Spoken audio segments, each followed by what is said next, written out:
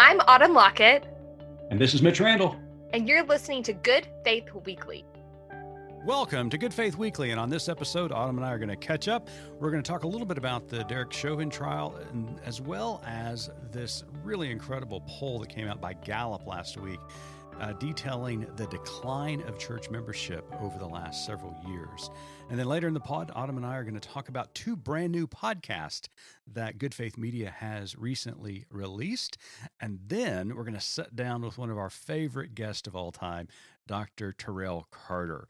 And you will not want to miss that interview with Dr. Carter. So stay tuned. I'm Reverend Starlette Thomas, a womanist in ministry and the host of a new podcast, The Raceless Gospel, from Good Faith Media. We're going to talk about that taboo trinity, race, religion, and politics. Season 1 of The Raceless Gospel has 5 episodes, 5 Sundays, if you will. We're going to take you to church each episode. We're going to talk about the sticks and stones, the skin and bones of Christian discipleship through the structure of a church service. And each episode, we're joined by a special guest who will bring a word.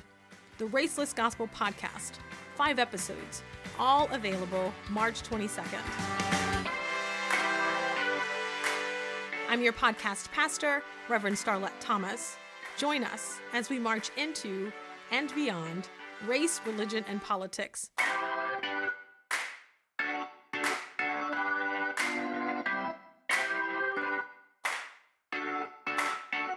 Learn more at goodfaithmedia.org. Autumn, how are things in your world these days? Well, we got Jesus out of the tomb. The kids remembered how to wear church clothes.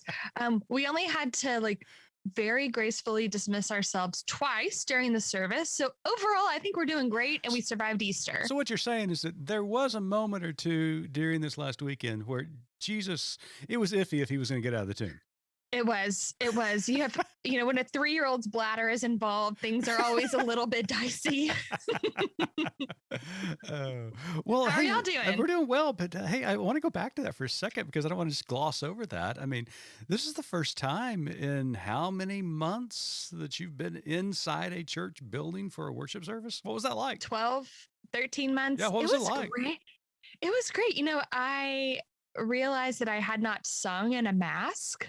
And that was really hard. As someone who likes to hit the soprano parts and it takes a lot of breath, I kept my mask would suck into my nostril, and it was distracting. But I passed out a couple of times. Exactly. Yes.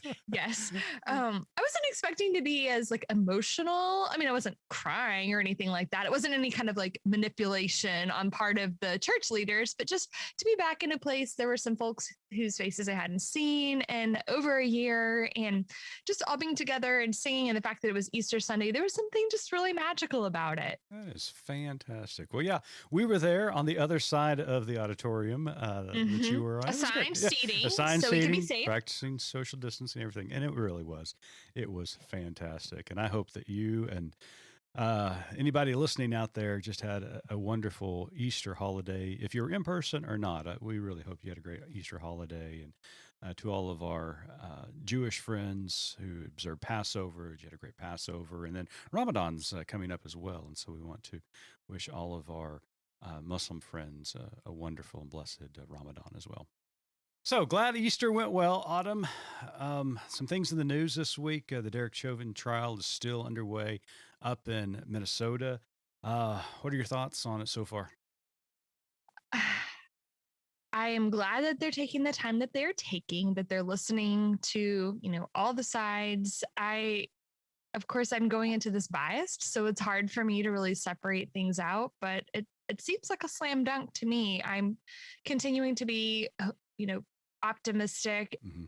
I have heard some reports that there's the great they, right? The royal they will let him be a scapegoat and be like, okay, now police violence is, not a thing anymore. And so I think either way, no matter how this trial turns out, there is work to do. Amen. And later on in the pod, you and I sat down with Reverend Dr. Terrell Carter, who's the Chief Executive Officer at RISE. but has also been a police officer, has been a theologian at Central Seminary in Kansas, just a wonderful, wonderful friend to the pod.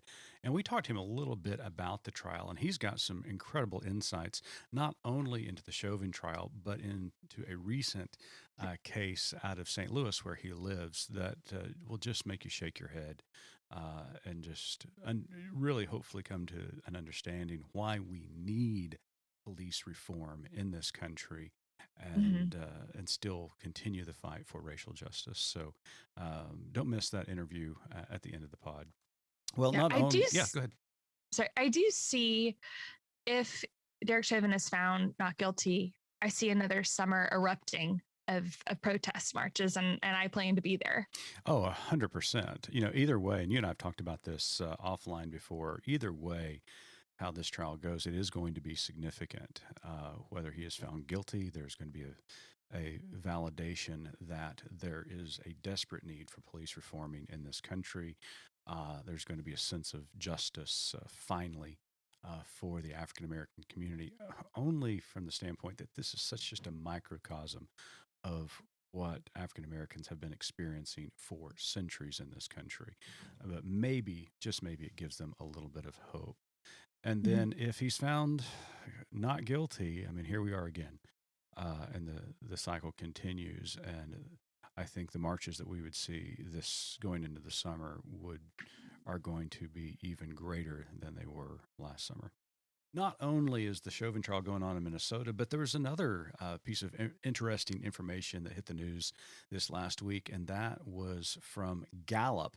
There was a poll that they released showing how church membership has decreased so significantly over the last decade, moving from almost 70% all the way down to 47%.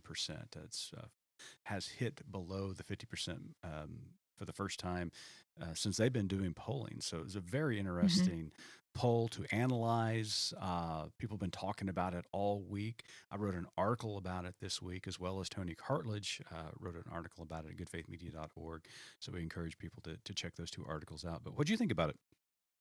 Yeah, I thought it was interesting that it included synagogue, mosque, basically organized religion of across the board.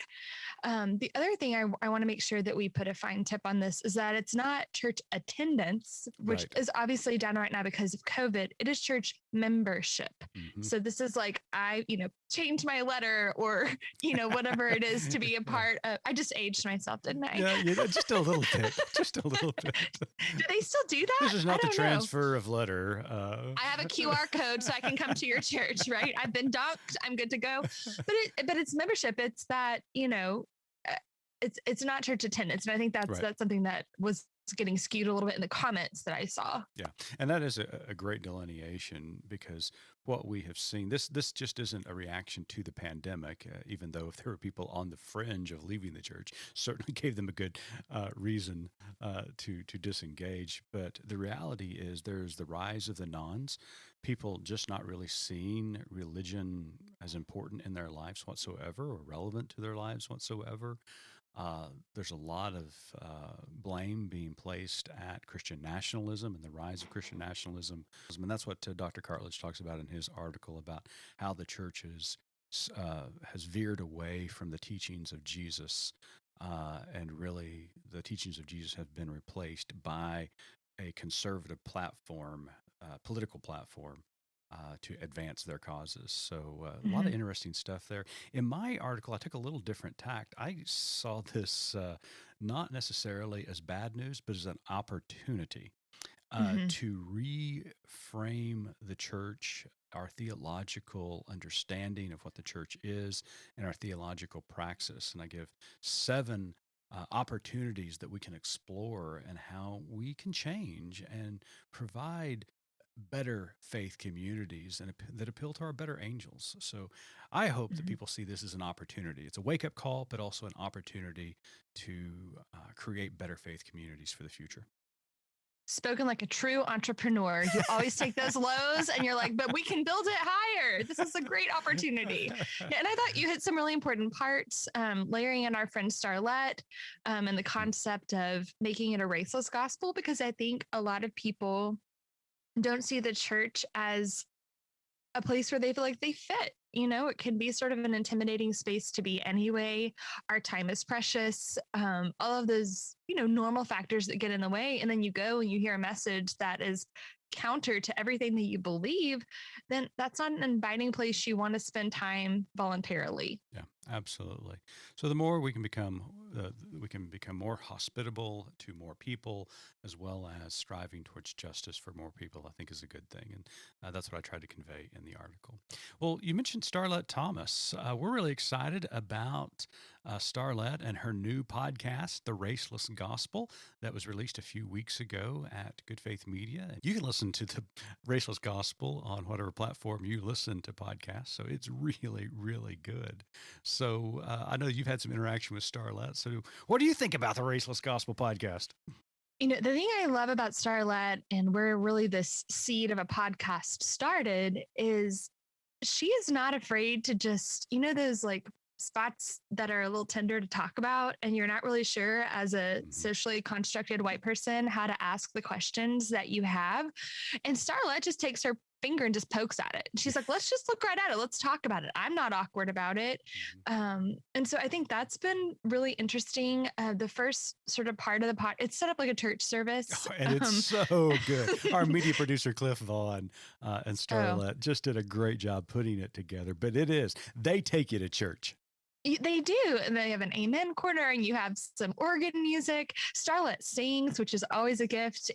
But after that sort of church part, the preaching, I guess you might call it, there's a segment where she sits with a guest, and you sort of feel like you're on Sheriff Andy Taylor's front porch, because Cliff has layered in like cricket sounds and nighttime sounds. And it's sort of like someone came home with you for lunch after church, and they stayed a little too long, and the sun is setting. And now you're sort of hashing over what was spoken about in the service. I love that. And you feel like you're sitting there with them. And between the first episode is just seeing a guest, and then of the bitter Southerner, who's just a great voice and perspective. And if you are, even a tiny bit interested in this concept of race, or if you love someone who is, you should definitely take a listen. Absolutely. And not only do we have this incredible podcast, the Raceless Gospel podcast, but we have another one that was released just this week. Poor Cliff, our media producer, has been extremely busy putting together these podcasts. Well, he shouldn't be so gifted. Sorry. It's his problem. That's right. But we have entered a partnership with three incredible therapists and counselors across the country. Kendall Routhus out of Texas, Kendra Frazier out of New York City, and Jillian Drader out of Vancouver, British Columbia. The three of them came together and pitched an idea to us that we absolutely loved. And they have created this podcast called Discovering Wholeness that really addresses trauma in an incredible way. They provide insightful analysis, but also give incredible tools on how to cope with trauma and to overcome trauma. And when I say overcome, that's probably too strong a word, because you're always living with it. It's constantly affecting you. And they taught me that. But it's just so well done. Discovering Wholeness podcast. It's great. It's so good. And as someone who, has been to therapy and loved, I'm a giant proponent of therapists. 4/6 of our family go to therapy. And so no stigma here. Right. But one thing I really love about the podcast is they make trauma conversation accessible. And they permit you to say, yes, that was trauma in my life. It doesn't have to be, they describe it as like big T trauma and little T trauma. And I think that's really important, that if you feel something, like, you're allowed to have that. But sort of the dirty little secret of this podcast is that when you have a therapist, you sort of want to know a little bit about them. Like, I'm just a nosy person. I'm like, yeah, but tell me about like why you're a therapist, and like what ruffles your feathers. And so you get a little bit of a peek behind who they are as people and what brought them to be healers. And that's the part of it that I'm really enjoying. Yeah. And it also echoes why I love working for Good Faith Media, because a lot of times in media and in our line of work, we get really involved in the more difficult topics as we discuss them. Talking about racial justice as we just did, police reforming, the Me Too movement, the patriarchy of society and the church. And a lot of times it's really easy for us to provide analysis and reflection on these issues and offer our opinions about what's going on. But very seldom do media organizations come in on the backside of these things and say, you know what? We realize these issues are causing a lot of harm to people. And so let's use media in a constructive way that provides a resource to people who have come out of these very difficult situations and have had trauma put upon them, and that they've had to endure this and are now living with trauma. What can we do to help them understand where they are, no matter what the topic was, but how to deal with trauma and giving them very healthy tools. And Kendall and Kendra and Jillian are just the best in the business, and they do a great job. They do. Well, we hope that you subscribe right now to their podcast, the Raceless Gospel podcast with Starlette Thomas, and the Discovering Wholeness podcast with Kendall Rothus, Kendra Frazier, and Jillian Drader. Now, we're going to take a break, but when we come back, Autumn and I sat down with Reverend Dr. Terrell Carter, who is a great friend of the pod. He is the Chief Executive Officer at Rise and is always delightful to talk to. So stay tuned. Discovering Wholeness is a new podcast from Good Faith Media for healing trauma, for unearthing self. Because trauma is so pervasive in our communities, it comes into our spiritual spaces, our churches. And I'm wondering how trauma is expressed in religious communities. My experience of sitting in the pain, the shame, and the terror at times with some of the people that I have sat with that have experienced that judgment, but to the degree of those kinds of really strong words like abomination and you're going to hell. And it's so heart-wrenching. I'm Kendall Rothus, an author, feminist theologian, ordained minister, and spiritual director. Join me and my colleagues, Kendra Frazier and Jillian Drader, as we gather each week to discuss trauma and spirituality, to stay grounded as we heal ourselves and walk alongside those who are healing. Join us and learn more at goodfaithmedia.org.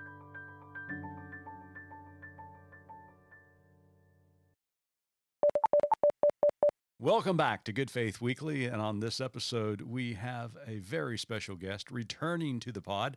Reverend Dr. Terrell Carter is the Chief Executive Officer of Rise, a nonprofit organization working to connect communities with local institutions to empower the revitalization of neighborhoods in St. Louis, Missouri. Dr. Carter is the former Vice President, Chief Diversity Officer, and Special Advisor to the President at Greenville University, and Director of Contextualized Learning and Assistant Professor at Central Baptist Theological Seminary. Dr. Carter has a new book entitled Taking Apart Bootstrap Theology. It arrives on April the 15th, and you can pre-order the book right now at Judson Press or Amazon.com. And also, Dr. Carter is part of Good Faith Media, serving on our Strategic Advisory Board.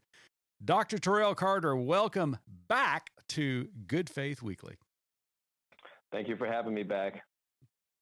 We're very glad to have you here. We don't have many repeat guests yet, so you should feel very honored. It's like Tom Hanks on Saturday Night Live, basically. That's right. Yeah. I feel special. I feel very, very special. If you come on a third time, I mean, there's a T-shirt and everything. So frozen yogurt. It's exciting. Wait a minute. If I am on the advisory board, do I not get all that anyway? Well, that's true. Good point. So before we jump in to talk about your new book, let's talk a little bit about your recent career change. You became the CEO of Rise. Tell us a little bit about Rise and what you're doing to empower neighborhoods in Greater St. Louis. So Rise, thank you for bringing that up or asking that question. Rise Community Development is a nonprofit organization in the city of St. Louis. And the way that I'm framing it is we help to make better neighborhoods and better communities by serving people, by developing building projects, and helping to influence public policy. The goal of Rise is to make better neighborhoods by helping people obtain affordable housing, as well as everything else that goes along with finding a place to stay. So we do everything from build 10 to 14 single-family homes to 300 unit apartment buildings all at one time. So we make our bread and butter off of helping people by building housing, but in addition to that, we consult city governments in the city of St. Louis to what is called North County, and that swath of land from the city of St. Louis to North County are primarily urban, smaller neighborhoods. One of the things that came out through the work of the Ferguson Commission after Michael Brown's death was they started to study and see how many municipalities the city of St. Louis had. And we have the most per capita in the United States, and I don't say that with any hyperbole. And what we do is we help those small municipalities as well as cities in Southern Illinois or directly across the river from St. Louis. We help their city governments understand how to do planning, anything that it needs to happen in order to make a community, a city, a neighborhood better. We do that as well. One of the privileges I have is being the new executive director. I'm in an intentional transition process with the former executive director who's still on board for a few months to help me get up to speed. But one of the things that the board of directors has tasked me with is to envision what the future could look like, not just in housing, but in doing so many other things that communities need. So it's the board is wide open for me to consider through prayer and seeking wise counsel from the employees that are here, but also from listening to the people that we serve first and foremost of what they need and how we can try to serve them and help make their lives and their communities better. Wow, that is fascinating. Now, you come to this job after a very long and lucrative career just amazing how I think God has worked in your life, Terrell, to bring you to this point to serve as CEO of Rise, because you're a former police officer, you're a trained theologian teaching at a seminary, you worked as a vice president, diversity officer at another university, and now you've done this. How has God prepared you for this work? And you told us a story off of or before before we hit record that this was kind of divine intervention bringing you to Rise. So talk a little bit about how your theology training and your past careers have prepared you for this community responsibility that you have now. We've talked about this before. I understand my life. My goal in life is to respond to the call that God has for me, which is to serve people, whether in a traditional church setting or in non-traditional ministry settings. I think personally that everything that I'm involved in is ministry. I began in the construction industry when I was 15 years old as a laborer, and I worked my way up to carpenter, sales agent, property manager, and then a project manager managing $55 million worth of construction. Then I went on to be the executive director of a senior social service agency that I became that because of my experience and my relationship with a particular construction company. And then I became the executive director of a community development corporation that's a lot smaller than Rise. But my dream had always been to be in academia. So the Lord blessed that one day I got a call from Central Seminary about a job opportunity, and that was my dream, to go and to serve at the seminary that had made the most impact in my life.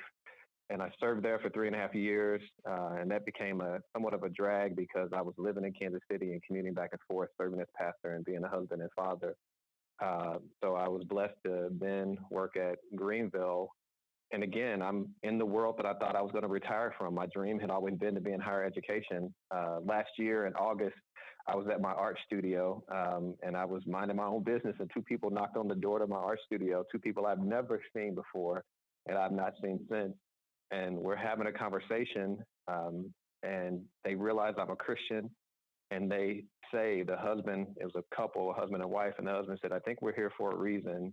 And I think the reason is to ask you, are you where God wants you to be right now? And my response was, what are you talking about? I'm in my dream job. I'm doing exactly what I've been preparing myself to do for all these years. Mm-hmm. He said, well, I challenge you to fast and pray and see what God tells you. And this has happened once before in my life. And so I wanted to honor what I thought, okay, potentially what God would be saying. So I went on a month-long fast.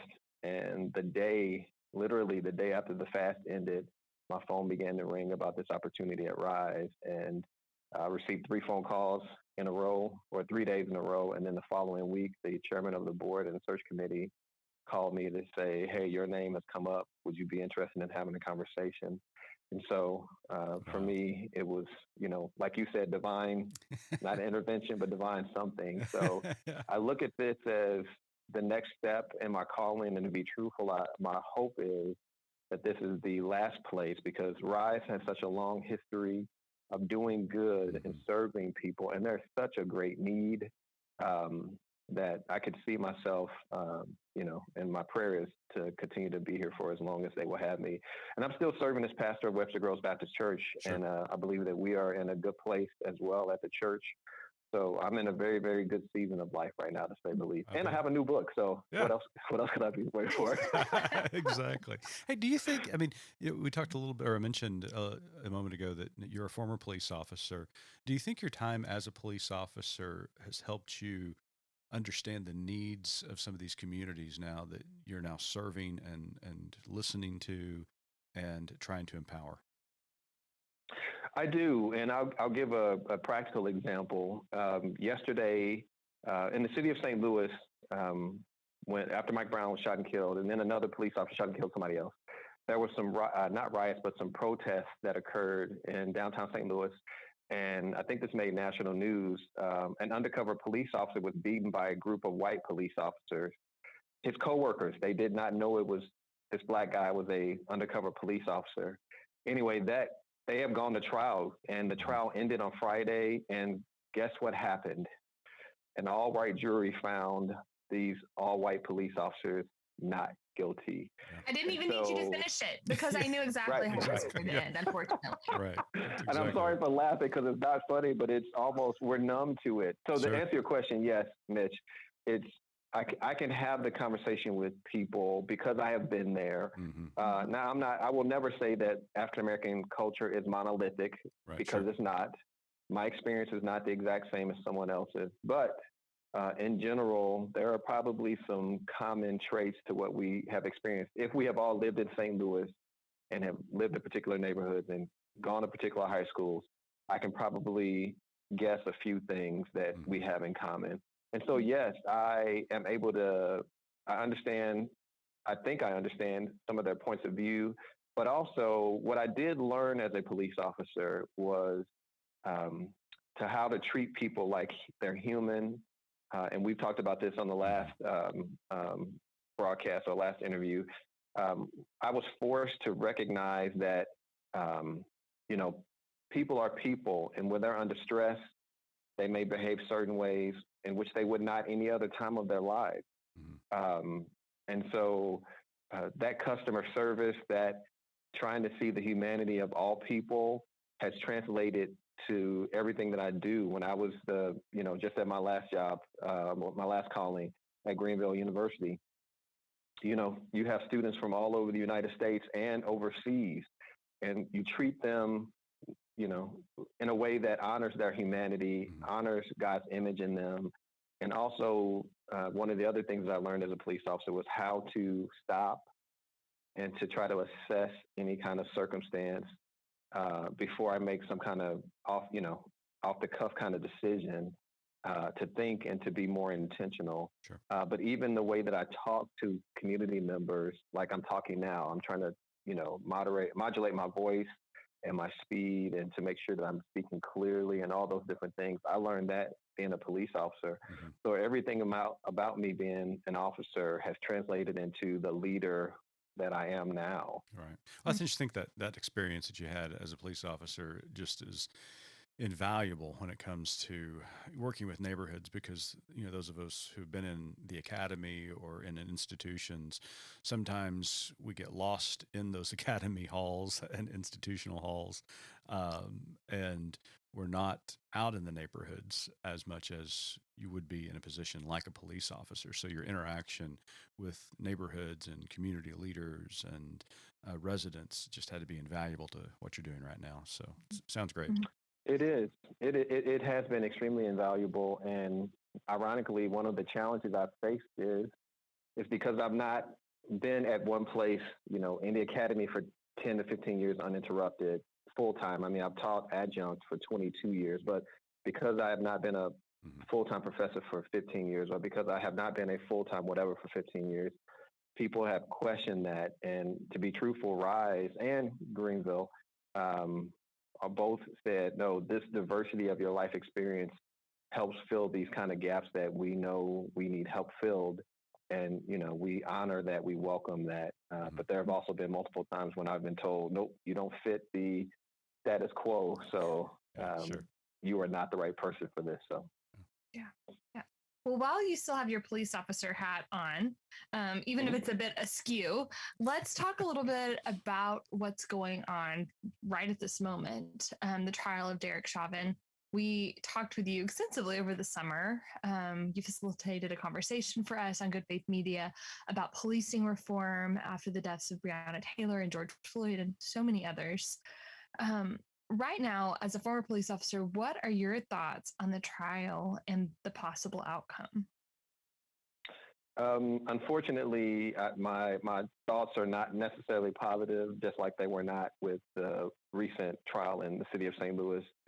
So I try to be honest, and what I mean by that is, so Autumn, whatever way you are portraying yourself, or that I understand you think about yourself, I want to honor that. So I will have a discussion with you and about you from that vantage point. I will not put my own whatever on you and try to read you through that lens.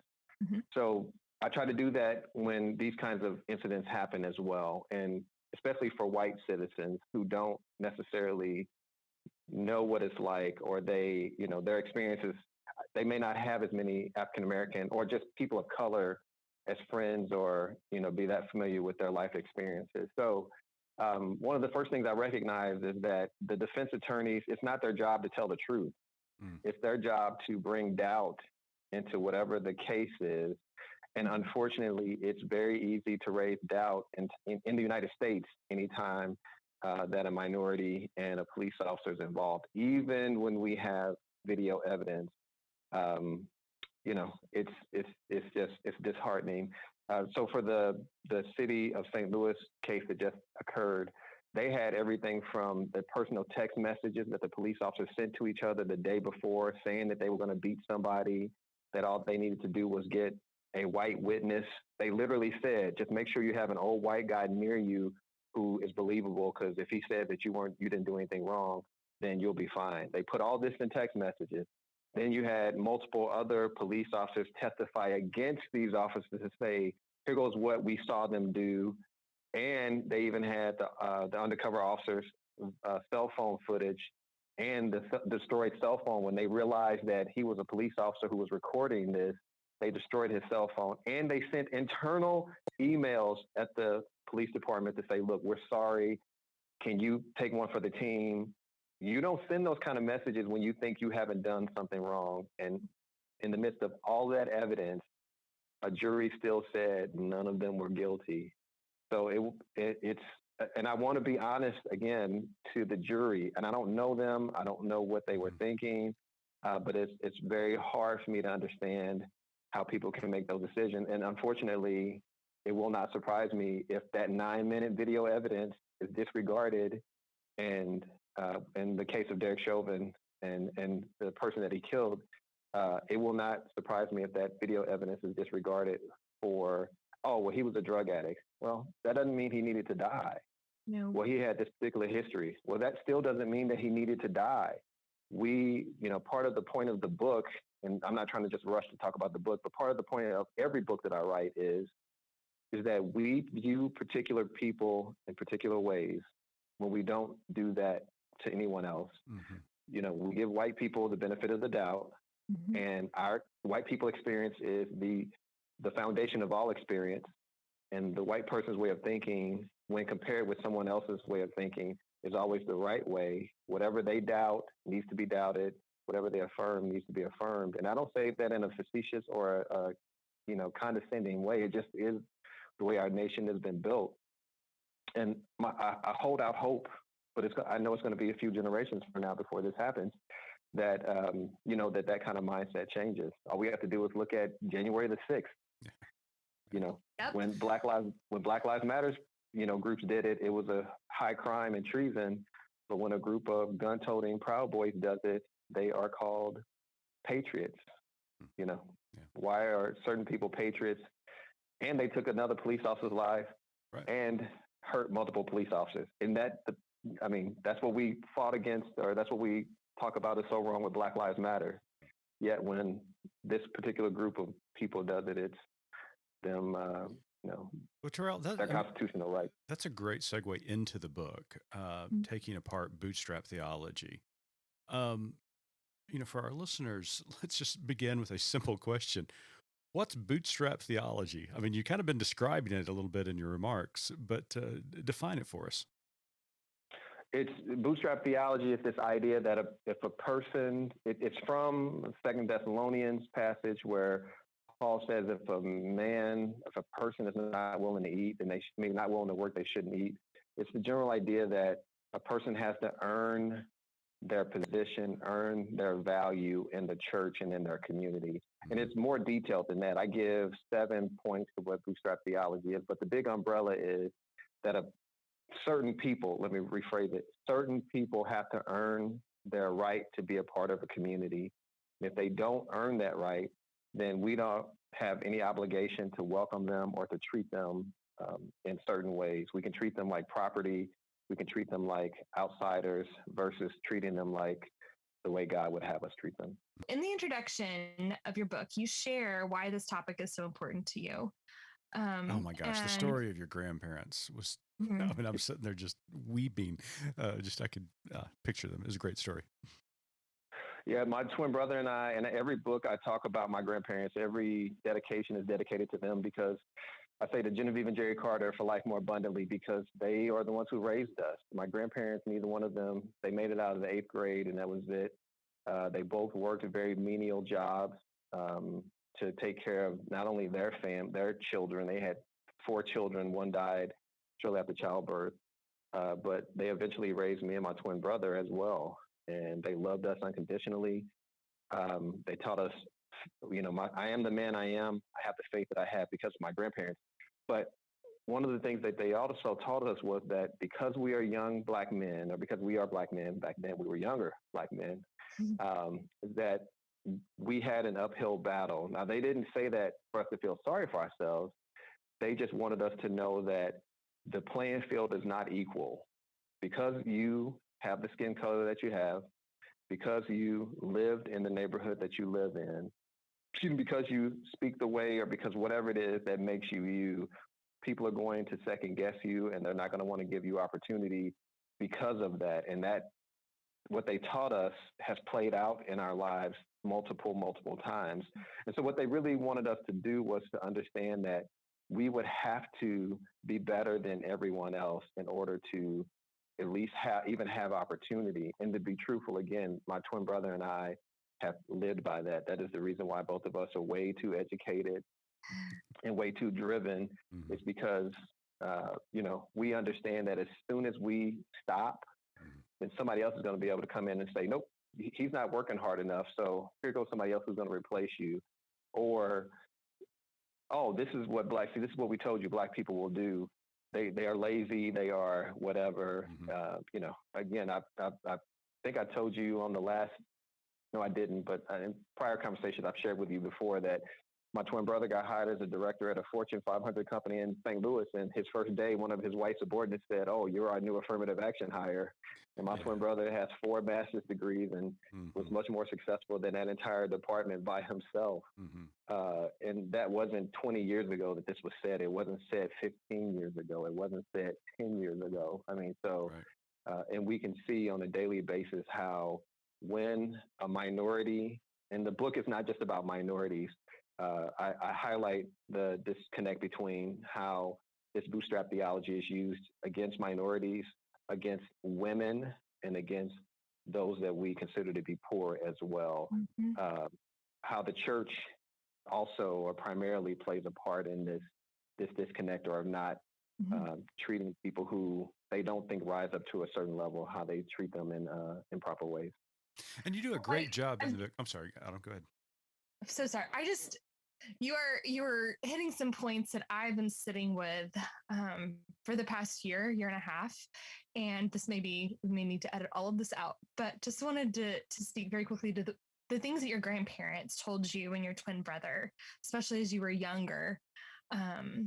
This past year, my kiddo has some special needs, and we are very socially constructed white people, as Starlet would have me say. My husband's an attorney, my background's in education. We are fierce advocates for our children.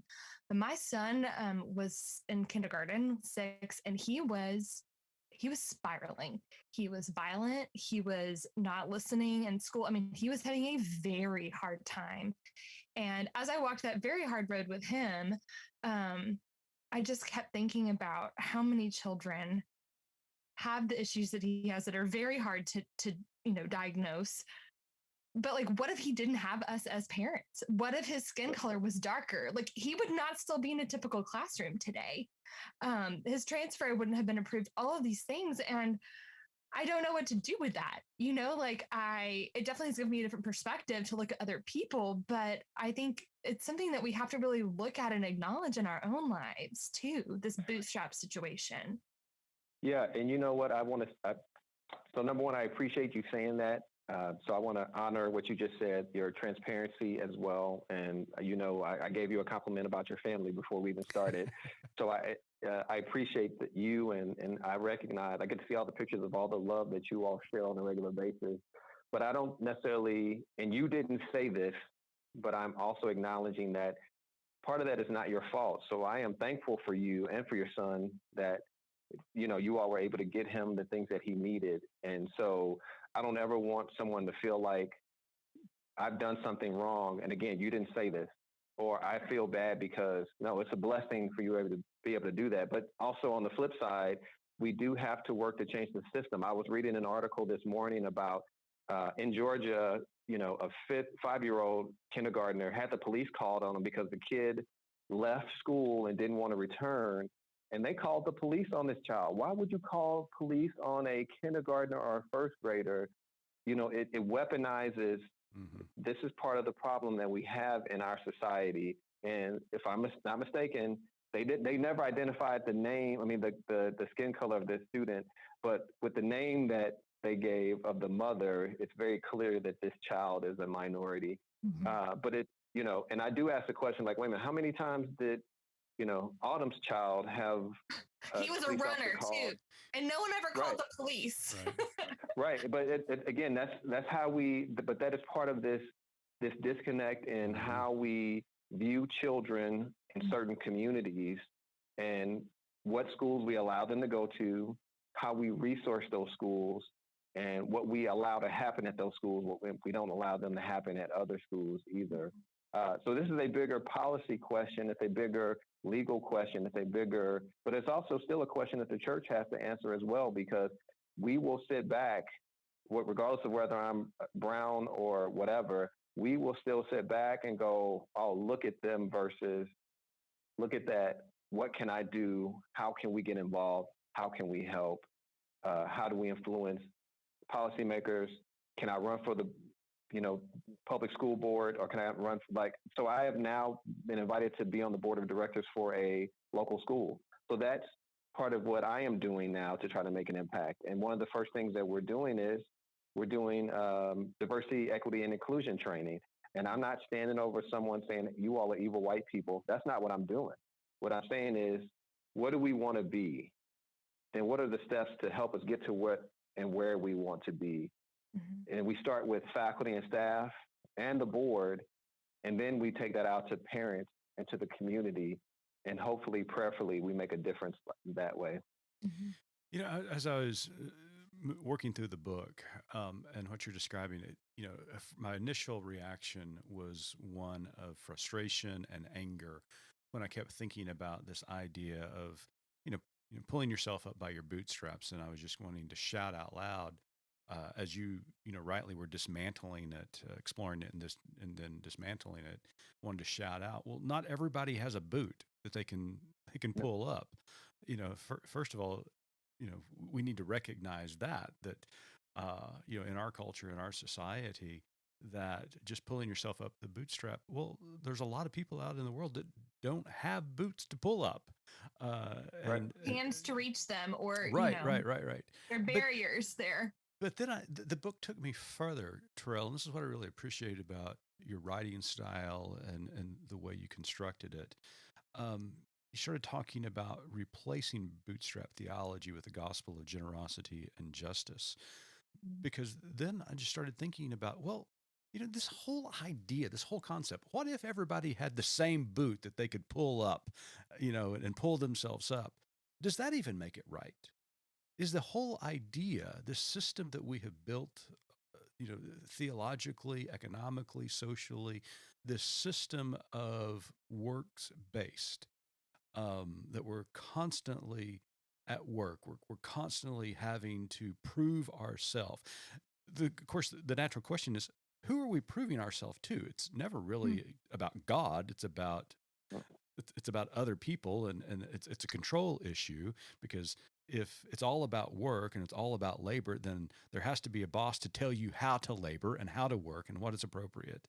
And this entire system was just, really had me thinking at the end of this, thinking, you know, wow, we do live in this system that is really a house of cards that could tumble at any time. And so what do we replace it with? And of course, you provide us with that answer, a gospel of generosity and justice. So, you know, as we bring this to a close, talk about that, because that's the hope of breaking this thing down, but replacing it with an entirely different worldview and structure that is rooted in Scripture, and primarily, and this is what I love about it, it is rooted in the person of Jesus Christ.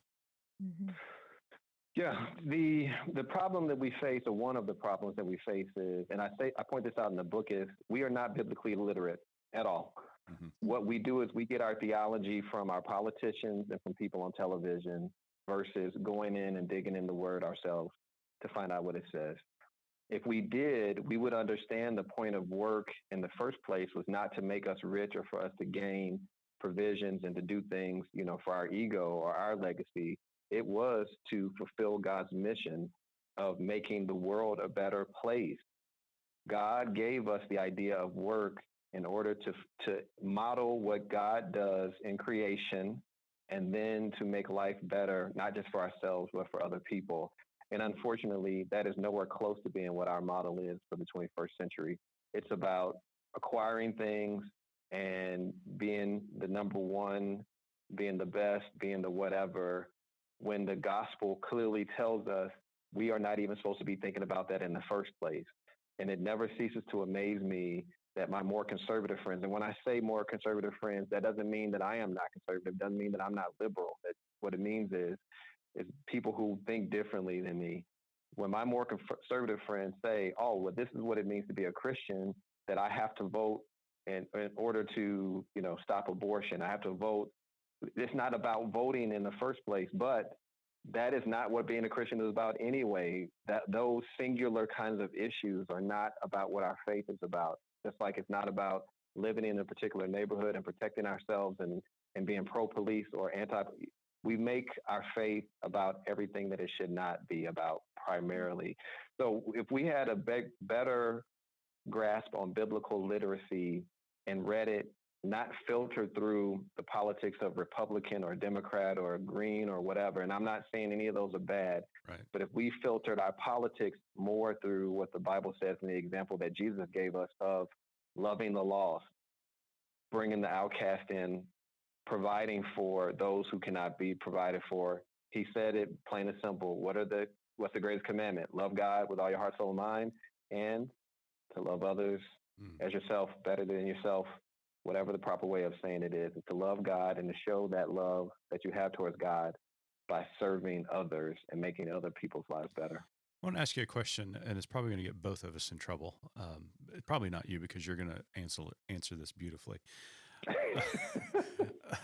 But the question is this, and this is not a right-left question, because we are all guilty of it.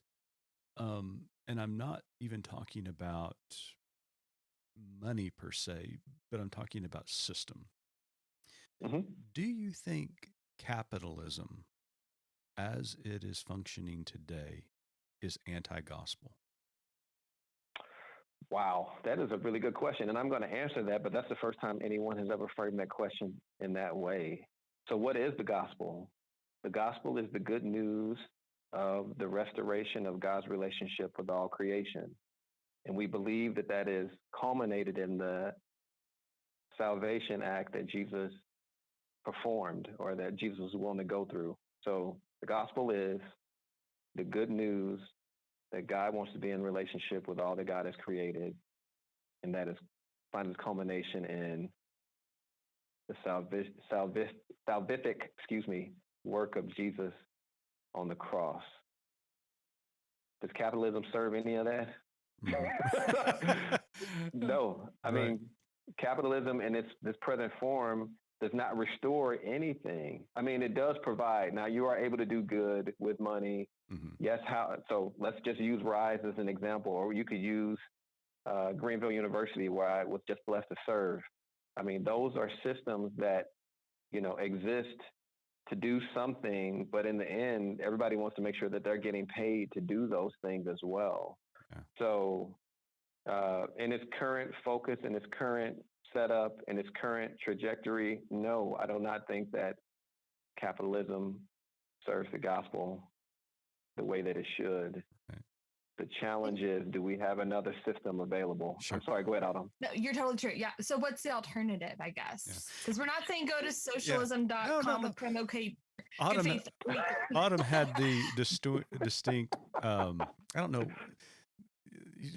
Autumn used to be a church member when I was a pastor in a local congregation, and her and her family were wonderful. But Autumn, remember the sermon that I preached one summer about Jesus Monopoly Loaves board? and the fishes? It was about Jesus Monopoly board. What if Jesus were to play Monopoly? What would his board look like? Yeah. Yeah, there wouldn't be a boardwalk. Would it be about acquisitions? And I started asking. It would be about giving away what he had. I mean, which is what he did. Exactly. Right. And so that's what I'm saying. So we don't have, what is the system that gives that? It's almost the running joke of, like, we want to work ourselves out of a job. Mm-hmm. Meaning we want to do our job so well that we provide people with resources, that we equip them so they can do everything they need to be able to take care of themselves, and they don't need us anymore. Mm-hmm. What kind of system exists like that, or is able to exist like that on a large scale, on a nationwide scale? I have no idea, but that sounds like a good, actually, you know what? Maybe we could write a book together, Mitch. I would love that. I would love that. And that would be the focus. Right. We would be ostracized in half the conservative churches in the United States, but oh well. Right. Well, I mean, if you start to think about it logically, and again, centering this all around the person of Jesus, who we call Lord and Savior, that I asked the congregation when I preached that sermon, so what did Jesus own? I mean, what? I mean, we would have called him a freeloader. I mean, pretty much that's what he was. He walked from town to town. He depended on the generosity of other people. didn't have a lot to his name, didn't own land, he just wasn't. Told his disciples, don't even take any supplies. What you do is you live off the goodness, the grace of other people that you come in contact with. And we call him a hippie. That's what we call him. Yeah, you're right. So he is the epitome of everything that, as a red-blooded American, it like goes against everything that we think about. Especially when we think about this, you mentioned in the book, Protestant work ethic. That wasn't Jesus. I mean, he worked and he labored, but in an entirely different way than we think about it. But again, we have made Jesus into a political and a financial aspect of our lives. So when Donald Trump was running, I remember a very prominent evangelical pastor, when someone said to him, well, you should turn the other cheek. And he's like, I don't have to turn the other cheek. Jesus never told me to turn the other cheek. Like, wait a minute. You're the pastor who should know what that verse says. You just contradicted the thing that you say you most believe in. Mm-hmm. But that's the point, though, is what we have done. Instead of, and I try to point this out slightly, somewhat in the book as well, we do not, and I'm saying we in the royal we, and it's a very general statement, it's more about us acquiring things and achieving things versus living as God would have us to live in community. Mm-hmm. Mm-hmm. If we could get to the point of living together in community the way that God wants, the way that Jesus exemplified and that the early church exemplified, life would be a whole lot better for everyone. Mm-hmm. Life would be a whole lot better for everyone. Absolutely. Well, Mitch, Dr. I think that was his more to tell. I think it was. You already answered the last question. That's your more to tell. The book is Taking Apart Bootstrap Theology. It arrives on April the 15th, and you can pre-order the book right now at Judson Press or Amazon. So make certain to log on after you turn off this podcast and buy Dr. Carter's book. It is a wonderful, wonderful portrayal and analysis of bootstrap theology and providing an alternative, a gospel of generosity and justice. Thank you so much, Dr. Carter, for being with us today. Thank you for having me on. You all are two of my favorite people, and I say that without any kind of snarkiness. I really appreciate you all, and thank you for spending time with me. And thank you for tuning in this week to Good Faith Weekly. And until next time, keep living good faith. Lot Carey is proud to bring you conversations with some of the best and brightest pastors coast to coast. Our new podcast, Pilgrimages of Striving and Thriving, delivers wisdom from the Black church for the whole church. Find us wherever you get your podcast or listen online at lotcarey.org. That's LOTTCAREY.org. We look forward to the pilgrimage with you.